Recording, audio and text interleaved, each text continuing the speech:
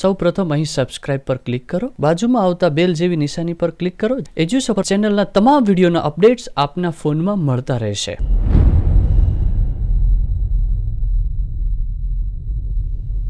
નમસ્કાર મિત્રો, હું નિકુંજ ગોડેશ્વર આપ સર્વનું ફરી એકવાર એજ્યુસફરમાં હાર્દિક સ્વાગત કરું છું. મિત્રો આજે આપણે અભ્યાસ કરીશું ભારતનો ઇતિહાસ અને એમાં પણ આધુનિક ભારતનો ઇતિહાસ. 12મા લેક્ચરમાં ભારતમાં સામાજિક સુધારાઓ એના વિશે આપણે અભ્યાસ કર્યો હતો કે ભારતમાં કયા કયા સામાજિક સુધારો કરવામાં આવ્યા અને એમાં કોણે કોણ મહત્વનો ભાગ ભજવ્યો હતો. એ સમાજ સુધારકો કોણ કોણ હતા એનો હવે આપણે ડિટેલમાં અભ્યાસ આ લેક્ચરમાં કરીશું. 13મા લેક્ચરમાં સમાજ સુધારક એમાં પહેલા છે આપણા રાજા રામમોહન રાય. આધુનિક ભારતના જો કોઈ સૌથી મહાન સમાજ સુધારક થઈ ગયા હોય, સૌથી પ્રથમ અને સૌથી મહાન, તો એ હતા રાજા રામમોહન રાય. એનો આપણે પહેલા લેક્ચરમાં અભ્યાસ કરીશું. ત્યાર પછી એક એક પ્રાર્થના સમાજ, સ્વામી દયાનંદ સરસ્વતી, આ બધા જ ને આપણે સિક્વન્સમાં અભ્યાસ કરતા જઈશું. પણ આજે આપણે ભણીશું રાજા રામમોહન રાય. ઓકે, તો રાજા રામમોહન રાય વિશે મિત્રો આપણે ભણવું હોય તો આપણને ખબર હોવી જોઈએ કે રાજા રામમોહન રાય એક સંસ્થાની સ્થાપના કરી હતી, એક સંગઠનની સ્થાપના કરી હતી જેનું નામ હતું બ્રહ્મ સભા. અને ત્યાર પછી એનું નામ બદલીને શું થયું? બ્રહ્મ સમાજ, એટલે બ્રહ્મ સમાજની સ્થાપના કોણે કરી એવું આપણને પૂછવામાં આવે તો આપણે કહી શકીએ કે રાજા રામમોહન રાયે બ્રહ્મ સમાજની સ્થાપના કરી હતી. હવે જો રાજા રામમોહન રાય વિશે થોડી આપણે માહિતી મેળવતા જઈએ અને જે માહિતી હું તમને દેવાનો છું, લેક્ચરમાં સમજાવવાનો છું, એ હું અહીંયા લખતો જાઉં છું, કારણ કે આ એક ડેટાબેઝ વાળો ટોપિક છે. આમાં સાલની ને એવી માહિતી બહુ ઓછી આવે છે, પણ રાજા રામમોહન રાયે શું શું કામ કર્યું એની આપણે ડિટેલમાં માહિતી થોડા લખતા જઈશું અને સમજતા જઈશું. જો રાજા રામમોહન રાય છે એને ભારતીય પુનઃજાગરણ ના જનક માનવામાં આવે છે.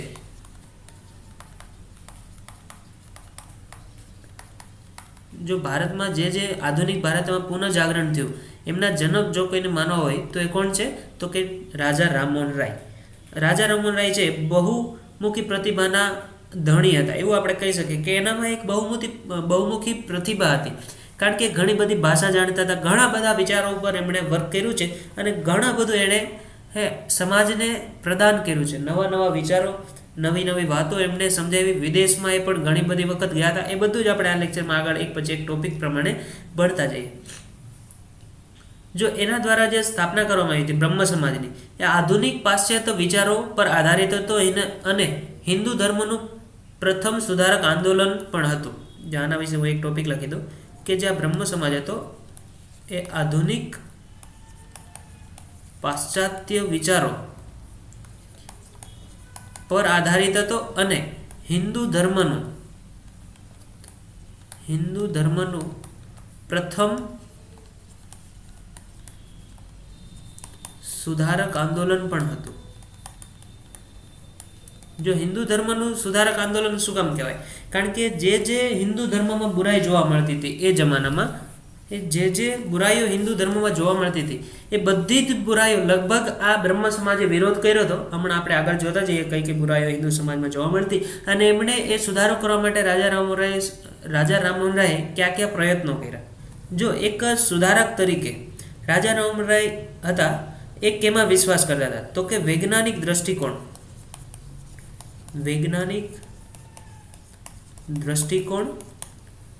પછી સામાજિક સમાનતા,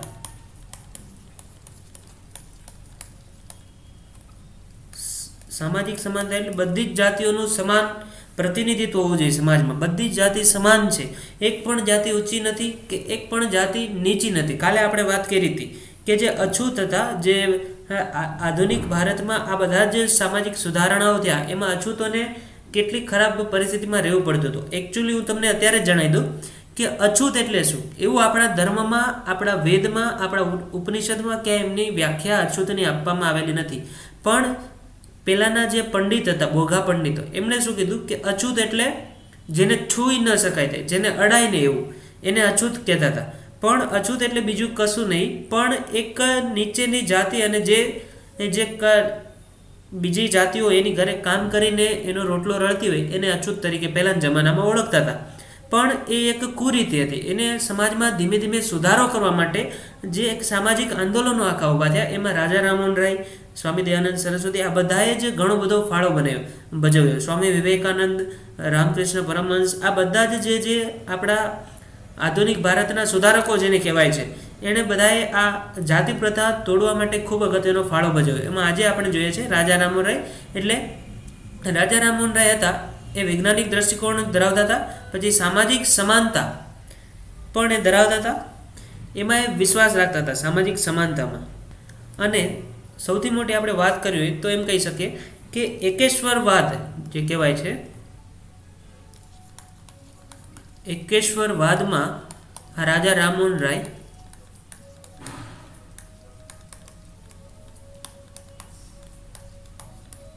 વિશ્વાસ ધરાવતા હતા. આ એકેશ્વરવાદમાં એ વિશ્વાસ ધરાવતા હતા, એટલે એમણે 1809માં 1802માં એક બુક લખી જેનું નામ હતું એકેશ્વરવાદીઓને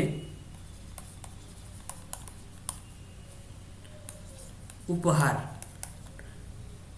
આવી એક એણે બુક લખી કે એકેશ્વરવાદીઓને ઉપહાર, એવી એક એમણે એક પ્રસિદ્ધ બુક લખી હતી 1809માં. તમે યાદ રાખજો કે એકેશ્વરવાદીઓને ઉપહાર આ નામની બુક કોણે લખી હતી, તો એમાં જવાબ આવશે રાજા રામમોહન રાય. પછી આ મતને એકેશ્વરવાદને સમર્થન દેવા માટે એમણે વેદો અને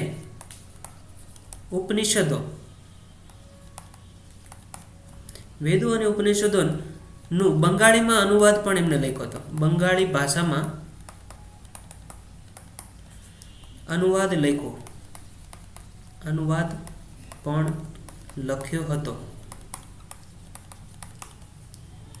અને એવું એમણે સિદ્ધ કર્યું હતું કે પ્રાચીન જે હિન્દુ ધર્મ હતો, એટલે કે હિન્દુ શાસ્ત્રો છે, જે આપણે પ્રાચીન હિન્દુ શાસ્ત્ર, એમાં એકેશ્વરવાદનું સમર્થન કરે છે. એમણે વેદો અને ઉપનિષદોનો અભ્યાસ કરીને એવું એને જાહેર કરી દીધું કે પ્રાચીન જે ધર્મશાસ્ત્રો છે, જે વેદ અને ઉપનિષદ, એ પણ એકેશ્વરવાદનું સમર્થન કરે છે. ત્યાર પછી આપણે જોઈએ કે રાજા રામમોહન રાયે 1814માં એક કલકત્તામાં એક સભાની રચના કરી જેનું નામ હતું આત્મીય સભા.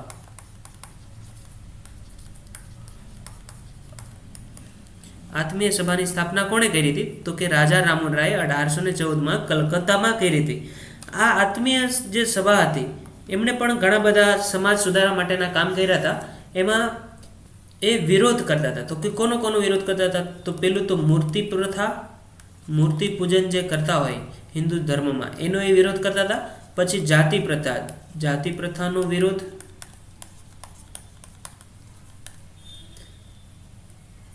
પછી અર્થ વગરના રીતિ રિવાજો,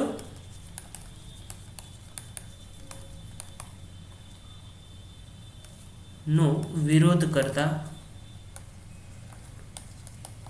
હતા આત્મીય સભાના સદસ્યો.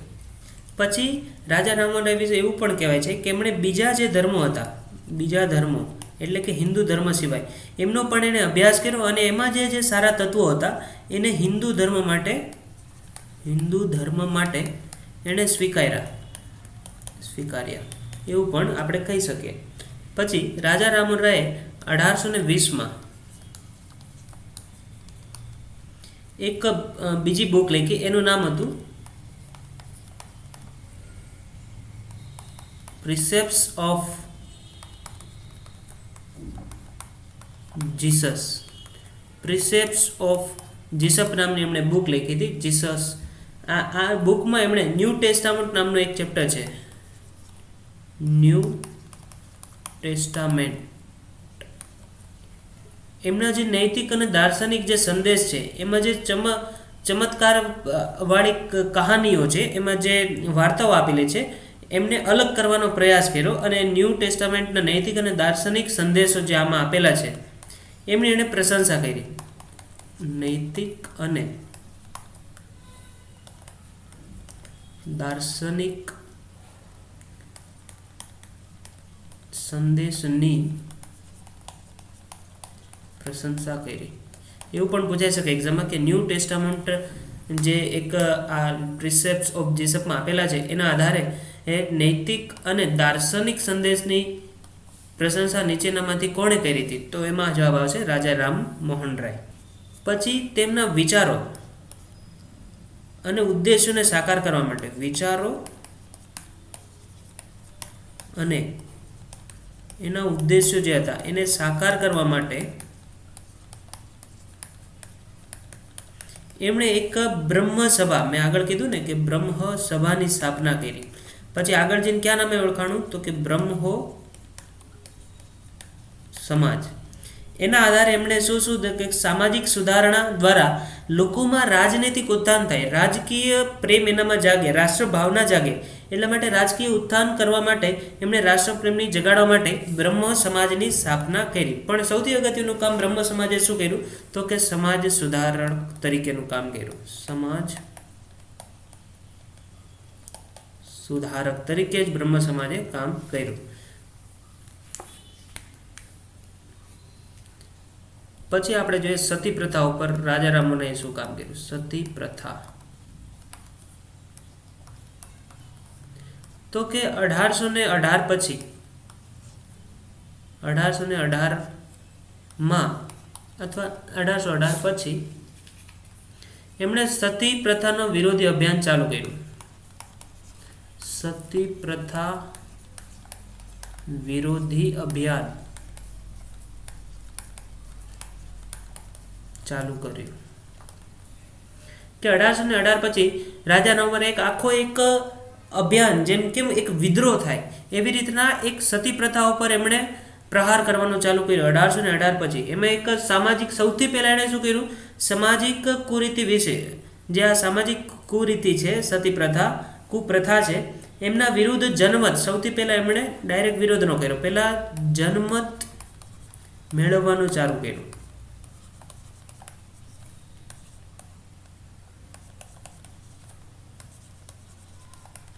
પહેલા એણે એક પ્રથાની વિરુદ્ધમાં જનમત ઊભો કરવાનું ચાલુ કર્યું.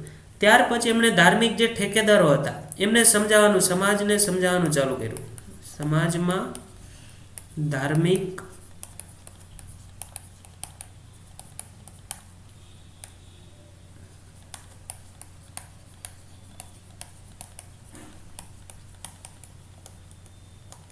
એમણે ધાર્મિક ઠેકેદારો જે હતા સમાજમાં એને સમજાવવાનું ચાલુ કર્યું. અને ધીમે ધીમે એમણે આ સતી પ્રથા ઉપર તર્કશક્તિ, નૈતિકતા, માનવીયતા અને દયાભાવની ભાવના કેળવીને એ બધા જ લોકોને સમજાવતા હતા કે નૈતિક રીતે એને સમજાવે કે આ સતી પ્રથા છે એ ખોટી છે. આપણે સ્ત્રીઓને આ રીતના સતી કરવાનું પ્રેશર કરીએ અને એમને સતી કરીએ તો એ નૈતિક રીતના ખોટું છે. પછી આપણે સ્ત્રીઓ ઉપર દયાભાવ રાખવો જોઈએ, એની ઉપર દયા રાખીને આપણે એને સતી થતાં અટકાવવું જોઈએ. આવું એણે ધીમે ધીમે એક સમાજમાં એક ધાર્મિક જુવાળ ઊભો કર્યો. અને ધાર્મિક જે ઠેકેદારો હતા, જે પંડિતો, પછી બ્રાહ્મણો, આ બધા જ ને એણે સમજાવવાનું ચાલુ કર્યું, રાજા મહારાજાઓ. અને ધીમે ધીમે એક સમાજમાં એક આખું આંદોલન ચાલુ કરી દીધું કે સતી પ્રથા હોવી જ ન જોઈએ. સતી પ્રથાની વિરુદ્ધમાં એમણે એક આખા સંગઠનો બનાવવાનું ચાલુ કર્યું. અને એ સતી પ્રથા અટકાવવા માટે એ શમશાનમાં જતા હતા. શમશાનમાં જઈને જે સતી થતા હોય એના પરિવારને સમજાવે, પરિવારને સમજાવતા અને સતી થતી સ્ત્રીને અટકાવતા. જો આ કેટલું અઘરું કામ છે કે એ જમાનામાં જ્યારે માણસો કંઈ સમજતા જ નહોતા, એકદમ જળ બુદ્ધિ હતી. પહેલાંના જે જૂના વિચારો હતા એની આંધળું અનુકરણ કરતા હતા કે નહીં, કોઈ પણ સ્ત્રીનો પતિ ગુજરી જાય તો એમને સતી થવાનો આ એક નિયમ બનાવી દીધો સમાજે. અને ઘણી વખત તો એવું પણ થતું હતું કે એના ઘરેણાઓ મેળવવા માટે એમના જે સગાવાલા હોય એ પણ એને પ્રેશર આપે, એની ઉપર દબાણ ઊભું કરે કે તમારે સતી થવું જ જોઈએ, સતી ન થાવ તો સમાજમાં બહાર કાઢશું ના અંતે.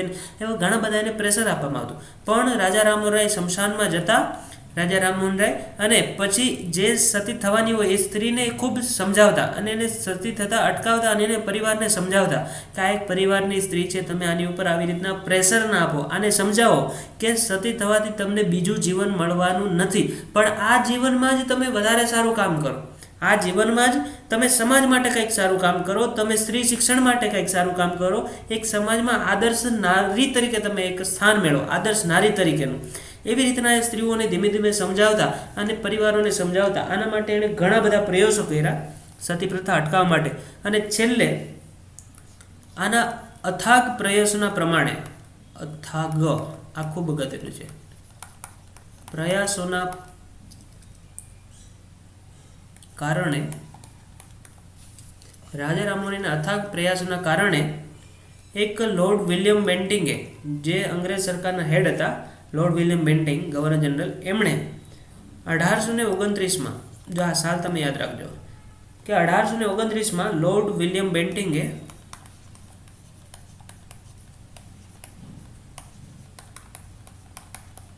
એક સતી પ્રથા વિરુદ્ધ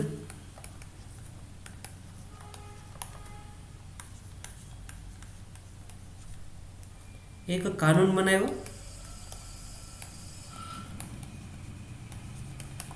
સૌથી અગત્યનું છે, આ તમારે ખાસ યાદ રાખવાનું કે સતી પ્રથા વિરુદ્ધ લોર્ડ વિલિયમ બેન્ટિંગે એક કાનૂન બનાવ્યો હતો. અને એ કાનૂન પ્રમાણે કે કોઈ પણ વ્યક્તિ સતી થતી હોય સ્ત્રીને, એને સાથ સહકાર આપે અથવા એને સતી થવા માટે એને પ્રેશર આપવામાં આવે, તો લોર્ડ વિલિયમ બેન્ટિંગના આ 1829ના કાનૂન પ્રમાણે એમને કાનૂની રૂપે સજા થશે. પછી આ સતી પ્રથા વિરુદ્ધ હમણાં આ કાનૂન પાસ થયો અને જે સતી થતી હતી એમના પરિવાર ઉપર કાનૂની કાર્યવાહી કરવામાં આવતી હતી. અને જે સતી થવાની હોય સ્ત્રી, એને જો કોઈ સપોર્ટ કરે તો એની ઉપર પણ કાનૂની કાર્યવાહી થવાની હતી. એટલે આ પ્રથામાં ધીમે ધીમે ઘટાડો થતો ગયો અને સ્ત્રીઓનું સન્માન જળવાતું ગયું. ધીમે ધીમે આ પ્રથા પછી નાબૂદ થઈ ગઈ. પણ એમાં સૌથી અગત્યનો ફાળો કોણે ભજવ્યો તો કે રાજા રામમોહન રાય. મિત્રો, તમે જ્યારે પણ પેપરમાં લખતા હોય ત્યારે આનો ખાસ ઉલ્લેખ કરવો કે રાજા રામમોહન રાય આટલા સતી પ્રથા દૂર કરવા માટેના પ્રયત્નો કર્યા હતા. ત્યાર પછી આપણે જોઈએ કે સ્ત્રીઓની શિક્ષામાં, એટલે કે સ્ત્રી શિક્ષણમાં પણ આણે ખૂબ અગત્યનો ફાળો ભજવ્યો હતો. સ્ત્રી શિક્ષણ, કે સ્ત્રીઓને શિક્ષિત કરવા માટે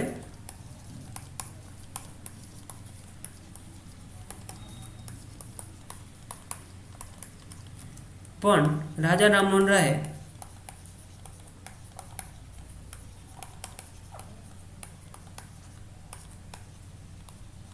ખૂબ જ અગત્યનો ફાળો ભજવ્યો.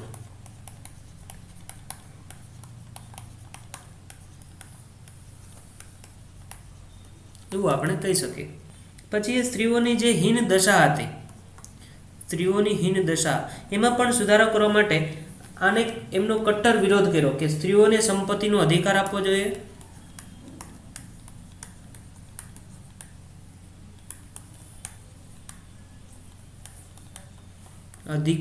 જોઈએ, પછી એના વિધવા વિવાહ ફરીવાર થવા જોઈએ,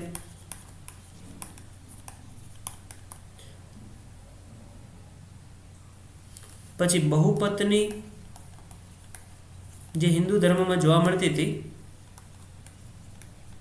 એમનો વિરોધ, પછી સતી પ્રથા નો વિરોધ. જો આ બધા જ ટોપિક છે આ રાજા રામમોહન રાયે ચર્ચા હતા કે સ્ત્રીઓને સંપત્તિમાં જેમ છોકરાને અધિકાર મળે, એમના ઉત્તરાધિકારી સંપત્તિ જે હોય એનો ઉત્તરાધિકાર મળે એના પિતાની સંપત્તિમાં, એમ સ્ત્રીઓને પણ સંપત્તિનો અધિકાર મળવો જોઈએ એવું રાજા રામમોહન રાયે એમનો વિચાર પ્રમાણે દર્શાવ્યું હતું અને એના માટે એમણે એક આંદોલન ચલાવ્યું. પછી વિધવા વિવાહ થાય, વિધવા વિવાહને એક કાનૂની માન્યતા મળે. જે વિધવા વિવાહ થાય અને એનાથી જે છોકરાઓ ઉત્પન્ન થાય, એમાંથી જે બાળકોનો જન્મ થાય વિધવાને, એને પણ એની સંપત્તિમાં પૂરેપૂરો અધિકાર મળવો જોઈએ અને એ વિધવા વિવાહને કાનૂની માન્યતા મળે એવા આણે ખૂબ પ્રયાસો કર્યા. ત્યાર પછી બહુપત્ની પ્રથા જે હિન્દુ ધર્મમાં હતી એમણે એને ખાસ તો વિરોધ કર્યો કે આ બહુપત્ની પ્રથાને લીધે જે પ્રથમ પત્ની હોય એની સાથે અન્યાય થાય, એટલે એક સ્ત્રીની આ હીન દશા કહેવાય કે બહુપત્નીનો એમણે વિરોધ કર્યો. પછી સતી પ્રથાનો વિરોધ કર્યો. આ સ્ત્રી શિક્ષણ માટે અને સ્ત્રીઓની દશા સુધારવા માટે રાજા રામમોહન રાયે આટલા પ્રયત્નો કર્યા હતા. તો આ આપણે પેપરમાં મેન્શન કરવા જોઈએ. ત્યાર પછી આપણે જોઈએ કે રાજા રામમોહન રાયની એક બહુમુખી પ્રતિભા હતી. બહુમુખી પ્રતિભા એટલે કે ખૂબ પ્રતિભાશાળી વ્યક્તિ હતા. એના કયા કયા પાસાઓ છે? તો ઇતિહાસમાં આપણને જાણવા મળે છે કે સંસ્કૃત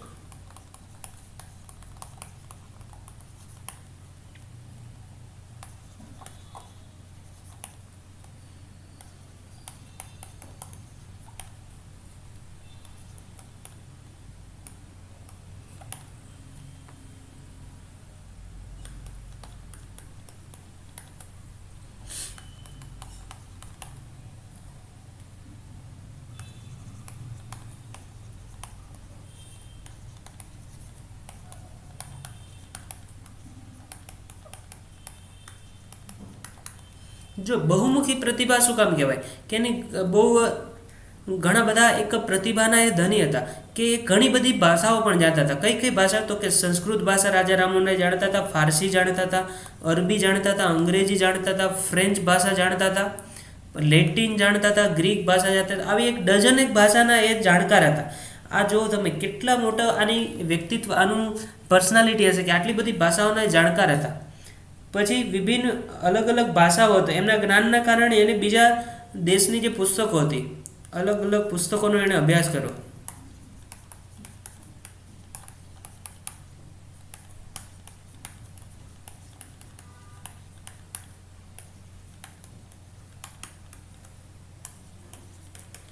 જો રાજા રામમોહન રાય અલગ અલગ દેશના જે સાહિત્યો હતા, તો કે અરબી સાહિત્ય હતું, પછી ફારસી સાહિત્ય હતું, સંસ્કૃત સાહિત્ય હતું, આ બધી જ ભાષાઓ એણે શીખા અને એ જાણતા હોવાથી એમણે અલગ અલગ દેશના સાહિત્યનો અભ્યાસ કર્યો અને એ દેશમાં કેવી પ્રથાઓ છે, એમાં શું સારા વિચારો છે, એમાં સારી પ્રથાઓ કઈ છે, સમાજને વધારે સારો બનાવવા માટે કયા કયા લક્ષણોની જરૂર છે, એ બધાનો એણે અભ્યાસ કર્યો અને પછી એણે આ રાજા રામમોહન રાય બ્રહ્મ સમાજમાં એ બધા જ વિચારોને ઢાળીને એક સરસ એક ફાઉન્ડેશન બનાવ્યું કે આટલા આટલા નિયમ પ્રમાણે બ્રહ્મ સમાજ ચાલશે.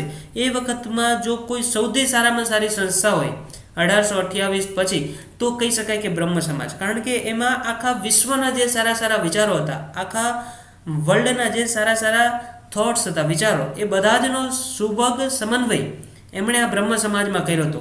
ભારતમાં જે જે પ્રથાઓ હતી એ ત્યારના જે વ્યક્તિ હતા એને ખબર નહોતી કે આ ક્રૂપ પ્રથા કહેવાય અને ખરાબ પ્રથા કહેવાય, આ સમાજ માટે હાનિકારક છે. પણ બ્રહ્મ સમાજે આ બધા સાહિત્યનો અભ્યાસ કર્યો અને એણે એવી જાણકારી મેળવી કે આ પ્રથાઓ ખરાબ છે, તો એમણે એને દૂર કરવા માટે આંદોલનો કર્યા. પછી રાજા રામમોહન રાયને આધુનિક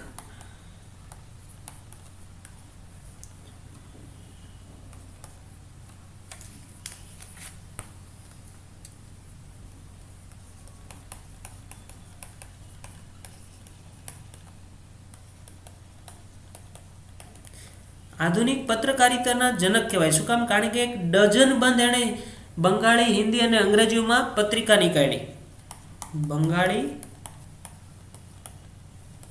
હિન્દી અને અંગ્રેજીમાં પત્રિકાઓનું એણે સંપાદન કર્યું અને આ પત્રિકાઓ હતી એના પ્રકાશનથી એણે જનતામાં એક શિક્ષણની ભાવનાનો પ્રચાર કર્યો. એક સમાજને શિક્ષિત કરવા માટે એણે બંગાળીમાં, હિન્દીમાં અને અંગ્રેજીમાં અલગ અલગ પત્રિકાઓમાં લેખો લખ્યા અને એના આધારે એ સમાજને એક શિક્ષિત કરવા માટેનો માહોલ ઊભો કરતા હતા. ત્યાર પછી જે સમાજમાં કઠિનાઈઓ છે, જે દુઃખો છે, એમને પણ સરકારની સમક્ષ, અંગ્રેજ જે સરકાર હતી એમની સમક્ષ એ રાખતા હતા આ પત્રિકાઓને આધારે.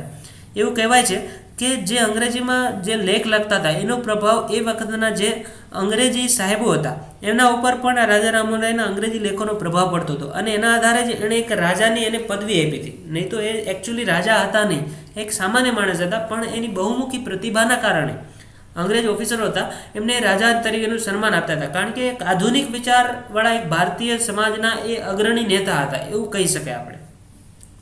ત્યાર પછી આપણે જોઈએ કે એક રાજનીતિક પણ હતા, એક રાજકીય વ્યક્તિ પણ હતા. એક રાજકીય વ્યક્તિ તરીકે તેમણે ઘણા બધા કાર્યો કર્યા એ જમાનામાં. એ આપણે અહીંયા એક એક નોટ ડાઉન કરી જોતા જઈએ કે જે જમીનદારો હતા એમણે એને નિંદા કરી. એનું કારણ શું હતું કે એ વખતમાં જમીનદારો હતા એને અસીમ અધિકારો મળેલા હતા. એ મજૂરની જેમ, ગુલામની જેમ ખેડૂતો પાસે ખેતી કરાવે અને એનો જે ઉપજ આવે એમાંથી મન ફાવે એટલું ભાગ લઈ લેતા. તો આ એક ખરાબ પ્રથા હતી. એને રાજા રામમોહન રાયે એમનો વિરોધ કર્યો કે જમીનદારોની એમણે નિંદા કરી અને સરકાર સમક્ષ એવી માંગ કરી કે આ જમીનદારો માટે પણ કાનૂન બનાવો કે આટલા ભાગથી વધારે એ ખેડૂતો પાસેથી એનું અન્ન ઉત્પાદન જે થાય છે એ લેશે નહીં. એટલે એણે જમીનદારોની નિંદા કરી. પછી જે આપણે એક્સપોર્ટ કરતા હતા, જે વિદેશમાં આપણે વસ્તુ મોકલતા હતા, નિર્યાત કરતા હતા, એ વસ્તુ ઉપર અંગ્રેજ સરકારે ખૂબ જ ટેક્સ લગાડેલો હતો.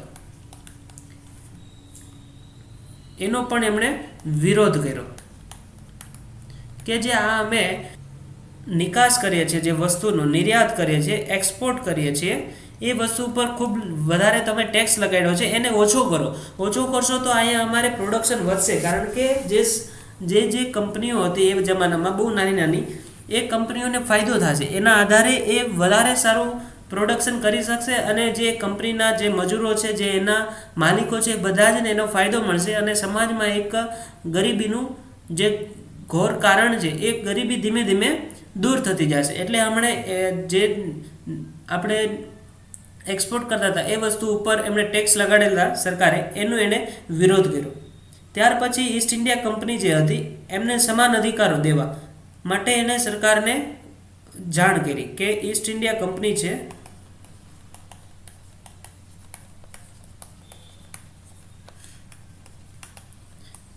તેમની ખૂબ જ સમાન અધિકારો આપવા એવી એને માંગણી કરી સરકાર સમક્ષ. કે જે ઈસ્ટ ઇન્ડિયા કંપની છે એ વ્યાપારમાં ખૂબ વધારે છૂટ મળતી હતી, તો કે એને આયાત કરે જે વસ્તુ એનો ટેક્સ એને ઓછો કરવો પડે જો ભારતીય વેપારીઓ છે એના પ્રમાણમાં. એટલે એને જે વસ્તુ આયાત થતી હતી એના ઉપર એ ઈસ્ટ ઇન્ડિયા કંપનીને ટેક્સ ઓછો ભરવો પડે, તો એ ખૂબ ઓછા ભાવથી એ બધી વસ્તુનું એ વેચાણ કરે. એટલે ભારતીયો જે પહેલાં હતા વેપારીઓ, એમને નુકસાન જતું હતું. એટલા માટે એમણે સમાન અધિકારો માટેની માંગણી કરી એક રાજકીય વ્યક્તિ તરીકે, રાજા રામમોહન રાય. ત્યાર પછી આપણે જોઈએ કે જે એનો રાજનીતિક દ્રષ્ટિકોણ હતો રાજા રામમોહન રાયનો,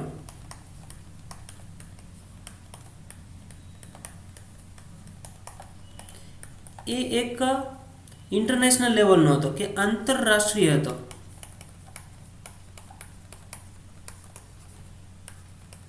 એવું આપણે કહી શકીએ. શું કામ? તો એના ઘણા બધા કારણો છે કે આંતરરાષ્ટ્રીય અને વિભિન્ન રાષ્ટ્રો એટલે કે અલગ અલગ રાષ્ટ્રો વચ્ચે એ પારસ્પરિક સહયોગમાં દ્રઢ વિશ્વાસ રાખતા હતા. કે પારસ્પરિક સહયોગમાં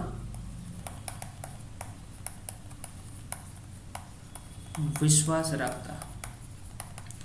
એ જમાનામાં જો આવા વિચારો એક પણ નેતાના હતા નહીં કે આંતરરાષ્ટ્રીય જે સહયોગ થતો હોય એમાં એ વિશ્વાસ રાખવાનો કે વસુદેવ કુટુંબકમ, આપણી જે સંસ્કૃતમાં જે એક શ્લોક છે એના આધારે એમણે એવું જાહેર કરી દીધું કે સમસ્ત વિશ્વ એક કુટુંબ છે અને એ વિશ્વમાં જેટલા બધા દેશ છે, જે ઇન્ટરનેશનલ લેવલ ઉપર આંતરરાષ્ટ્રીય જે દેશો છે એ એકબીજાને સહયોગ કરે, એકબીજાનું સારું ઈચ્છે અને ધીમે ધીમે આખું સમાજ, એક આખો વૈશ્વિક સમાજનું નિર્માણ થાય અને એ એક પૃથ્વી ઉપર આખો આંતરરાષ્ટ્રીય લેવલે એક સારા સમાજનું નિર્માણ થાય, બધા જ લોકો આ પૃથ્વી ઉપર સરસ રીતના જીવન જીવે, આવા આના વિચારો હતા. એટલે કે આંતરરાષ્ટ્રીય લેવલે પણ એમનો દ્રષ્ટિકોણ હતો એ ખૂબ વિશાળ હતો, એવું આપણે કહી શકીએ.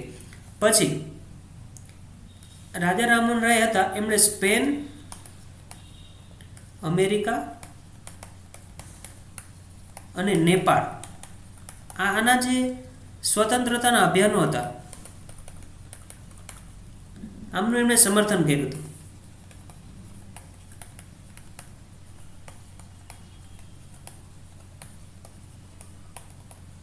કે જે સ્પેન હતું, અમેરિકા અને નેપાળના જે સ્વતંત્રતાના અભિયાન થઈ ગયા એમનું એમણે સમર્થન કર્યું. જો આ એક બહુ મોટી વાત છે કે આપણા દેશમાં રહીને બીજા વિશ્વ વિશે માહિતી મેળવવી એ જમાનામાં, અને એમનું પાછું એણે અહીંયા બેઠા બેઠા સમર્થન કર્યું કે નહીં, આ જે સ્વતંત્રતાના અભિયાન થાય છે એમને હું સંપૂર્ણ સમર્થન આપું છું, તેમની જે પ્રજા છે એમને પોતાની રીતના સરખી રીતના જીવન જીવવાનો અધિકાર છે અને એમને મારા તરફથી સમર્થન છે, એવી રીતના આપણે જાહેર કર્યું હતું એ વખતમાં. એટલે આ એક બહુ ઇન્ટરનેશનલ લેવલે વિચાર ધરાવતા વ્યક્તિ હતા એવું પણ આપણે કહી શકીએ. પછી રાજા રામમોહન રાય ઘણા બધા પ્રસિદ્ધ વ્યક્તિઓનો એમને ટેકો જાહેર કર્યો હતો.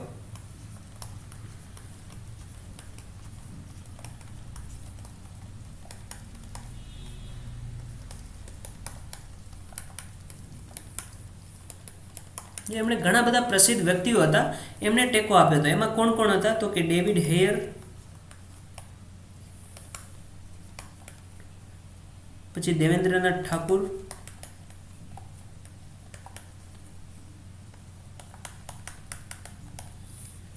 પછી પી.કે. ટાગોર,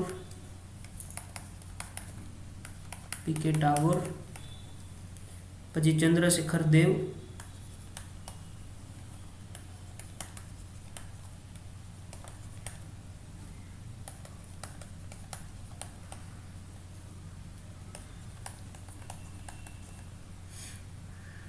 આ બધા જ ને એમણે પોતાની વિચાર અને વાતોનો ટેકો જાહેર કર્યો હતો કે આ વ્યક્તિઓ જે સમાજ સુધારણાઓ કરે છે એમને હું સંપૂર્ણ ટેકો જાહેર કરું છું. કે ડેવિડ હેયર, દેવેન્દ્રનાથ ટાગોર, પી.કે. ટાગોર, પછી ચંદ્રશેખર દેવ અને તારાચંદ્ર ચક્રવર્તી, આ બધા જ એમણે ટેકો જાહેર કર્યો.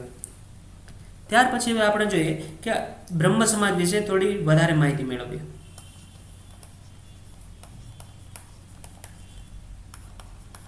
તો બ્રહ્મ સમાજની સ્થાપના ક્યારે થઈ હતી? તો કે 1828માં ઓગસ્ટ મહિનામાં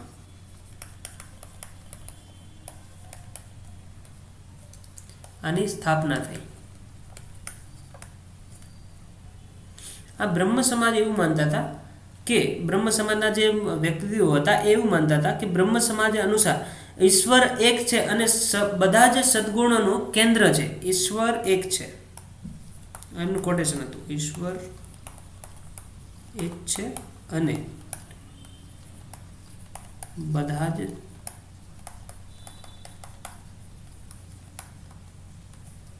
જે સારા ગુણો છે, જે સદગુણો છે, એમનું કેન્દ્ર જો કોઈ હોય તો એ ઈશ્વર છે. ઈશ્વર એક છે એટલે એ ઈશ્વર વિશે માહિતી રાખતા હતા. પછી એવું કહેતા હતા કે ઈશ્વર કભી ક્યારેય જન્મ ન લે અને ક્યારેય મરે નહીં. પરમાત્મા નિર્ગુણ અને નિરાકાર છે, એ સર્વવ્યાપી છે, સર્વશક્તિમાન છે, આ સૃષ્ટિના પાલન કરતા અને અમર છે. આ બધા જ વિચારો બ્રહ્મ સમાજમાં હતા.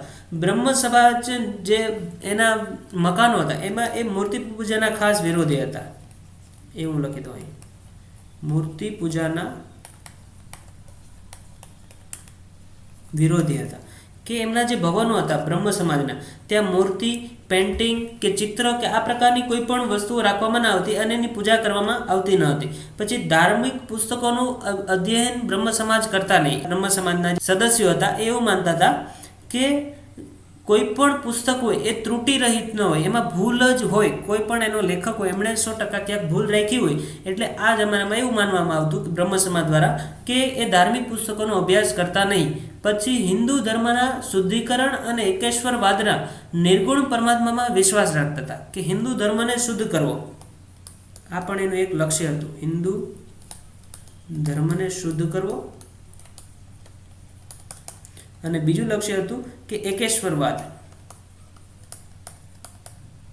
એટલે કેવું કે નિર્ગુણ પરમાત્મા.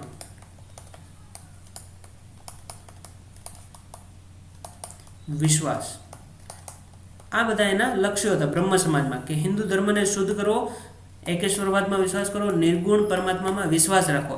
આ બધા જ એમના પ્રમુખ ઉદ્દેશ્યો હતા બ્રહ્મ સમાજના. પછી આમની જે બ્રહ્મ સમાજની જે શિક્ષા થતી હતી એમાં જે સંબોધનો આપવામાં આવતા હતા એમાં વેદો અને ઉપનિષદોનો એ આધાર લેતા હતા.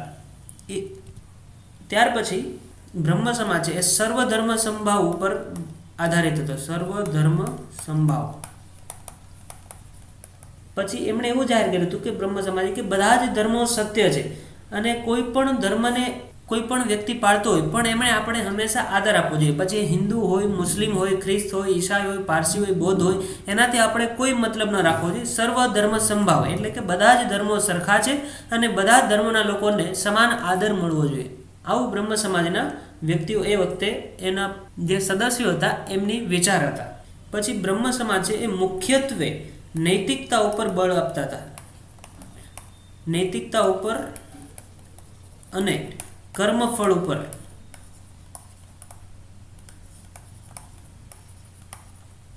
વિશ્વાસ રાખતા હતા.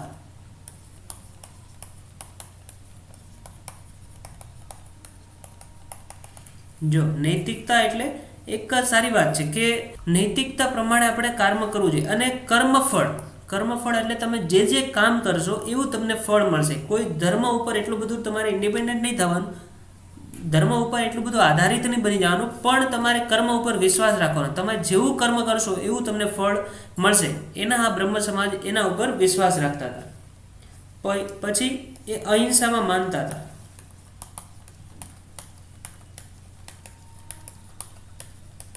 કે બ્રહ્મ સમાજના જે મકાનો હોય, એમના ભવનો હોય, ત્યાં કોઈ દિવસે હિંસા કરવા ન દેતા હતા, એટલે અહિંસામાં માનતા હતા. પછી આપણે એવું પણ કહી શકીએ કે રાજા રામમોહન રાય હતા એવા નવા ધર્મની સ્થાપના કરવી નહોતી, પણ એમણે ખાસ તો શું કરવું હતું તો કે હિન્દુ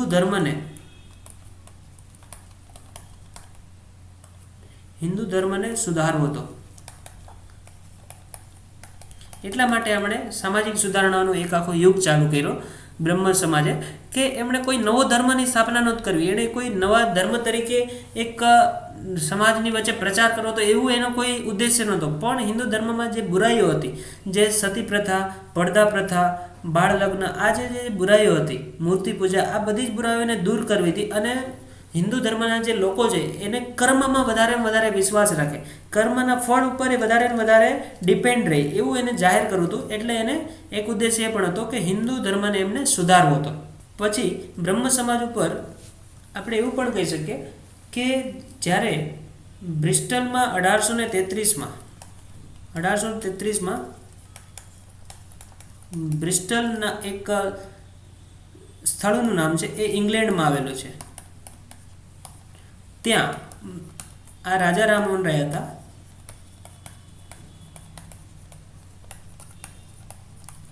રાયનું અવસાન થયું હતું. જો આ સ્થળનું નામ પૂછાય કે રાજા રામમોહન રાયનું અવસાન ક્યાં થયું હતું, તો કે બ્રિસ્ટલ નામનું એક સ્થળ છે ઇંગ્લેન્ડમાં, ત્યાં રાજા રામમોહન રાયનું અવસાન થયું હતું 1833માં. આ તમે ખાસ યાદ રાખજો કે રાજા રામમોહન રાયનું અવસાન 1833માં બ્રિસ્ટલ નામના સ્થળ છે જ્યાં ઇંગ્લેન્ડમાં, ત્યાં એમનું અવસાન થયું હતું. ત્યાર પછી બ્રહ્મ સમાજની કોણે એ બાગડોર સંભાળી, તો કે રવિન્દ્રનાથ ટેગોરના જે પિતા હતા એનું નામ હતું મહર્ષિ દેવેન્દ્રનાથ ટાગોર. આમણે બ્રહ્મ સમાજનું નેતૃત્વ કર્યું આમના મૃત્યુ પછી રાજા રામમોહન રાયના, અને એણે 1842માં બ્રહ્મ સમાજમાં જોડાણા હતા. ત્યાર પહેલા એ એક સભાઓ સાથે સંકળાયેલા હતા. એક હતી જ્ઞાનવર્ધિની સભા,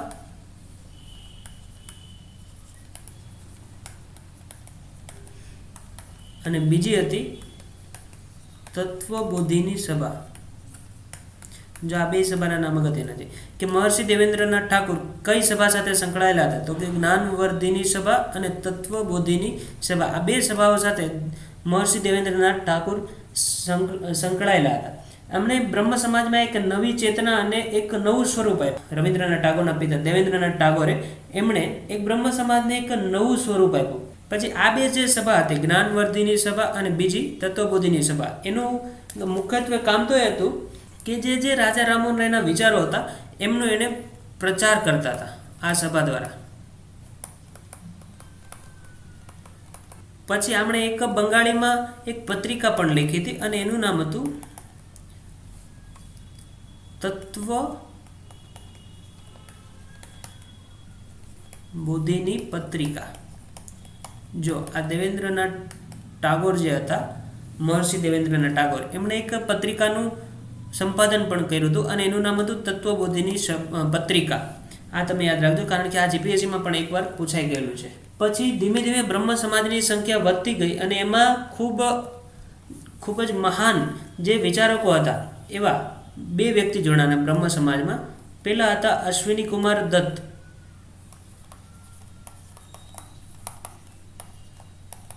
અને બીજા જે વ્યક્તિ જોડાણા એ હતું ઈશ્વરચંદ્ર વિદ્યાસાગર. આ સંસ્કૃત કોલેજના પ્રોફેસર હતા અને એ આપણે આગળ વાત કરવાના છીએ. ઈશ્વરચંદ્ર વિદ્યાસાગર છે એના ઉપર હું આખો એક ટોપિક આખો લેક્ચર બનાવીશ રાજા રામમોહન રાયની જેમ, અને એમાં આપણે આના વિશે વધારે વાત કરશું. પણ આ બંને વ્યક્તિ હતા, અશ્વિની કુમાર દત્ત અને ઈશ્વરચંદ્ર વિદ્યાસાગર, આ બંને પણ મહર્ષિ દેવેન્દ્રનાથ ટાગોરના વખતમાં બ્રહ્મ સમાજમાં જોડાણા હતા અને એમણે પણ બ્રહ્મ સમાજ માટે ખૂબ સારું કાર્ય કર્યું એવું આપણે કહી શકીએ. પછી દેવેન્દ્રનાથ ટાગોરના વખતમાં બ્રહ્મ સમાજે કયા કયા સમાજ સુધારણાના કાર્ય કર્યા તો એનું આપણે થોડું જોઈ લઈએ. કે વિધવા વિવાહનું સમર્થન એમણે કર્યું,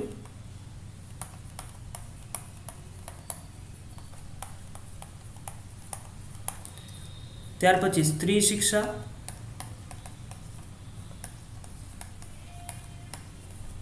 નું સમર્થન, ત્યાર પછી બહુ પત્ની પ્રથા નો વિરોધ, પછી કર્મકાંડોનો વિરોધ.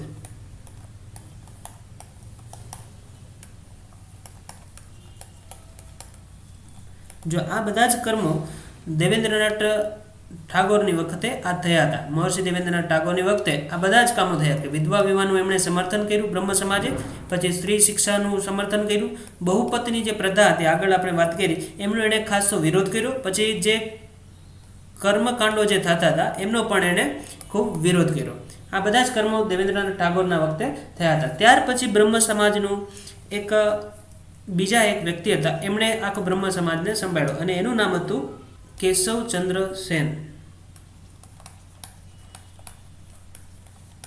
કેશવચંદ્ર સેન આના બીજા આચાર્ય બન્યા.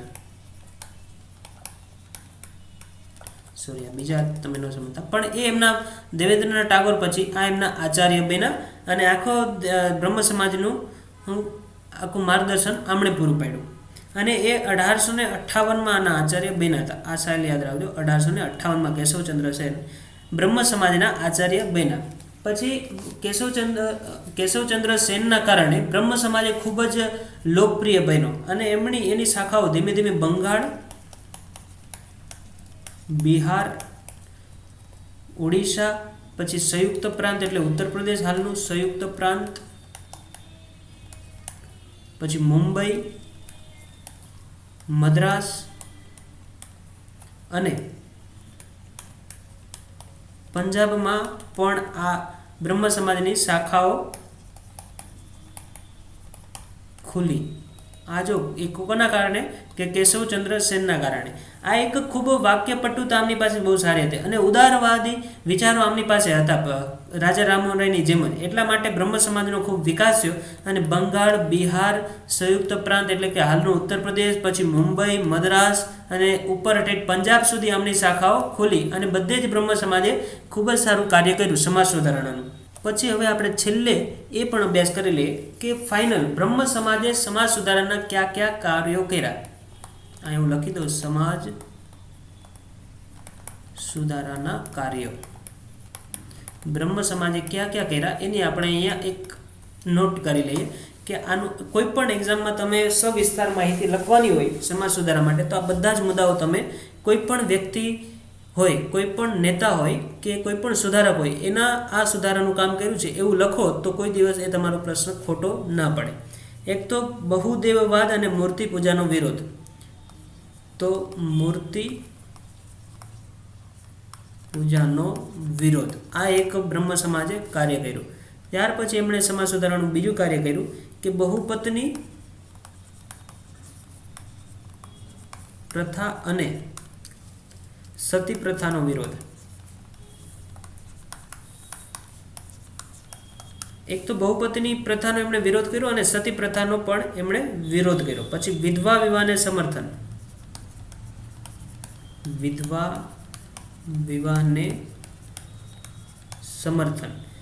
પછી બાલ વિવાહનો વિરોધ એટલે કે બાળ લગ્નનો વિરોધ.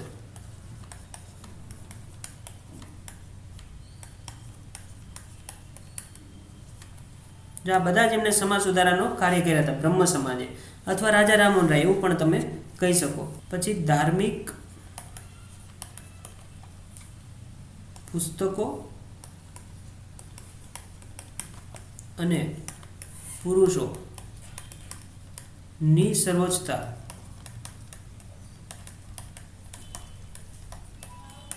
નો વિરોધ, કે ધાર્મિક પુસ્તકોનો પણ એમણે વિરોધ કર્યો કે આ બધા ધાર્મિક પુસ્તકો મોટાભાગે ત્રુટિવાળા હોય છે, એટલે એમણે વિરોધ કર્યો બ્રહ્મ સમાજે.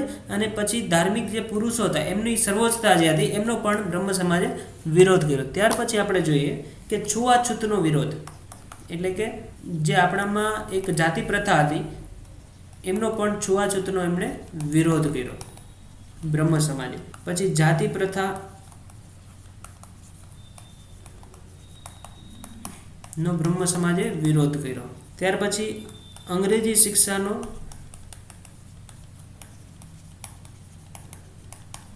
એમણે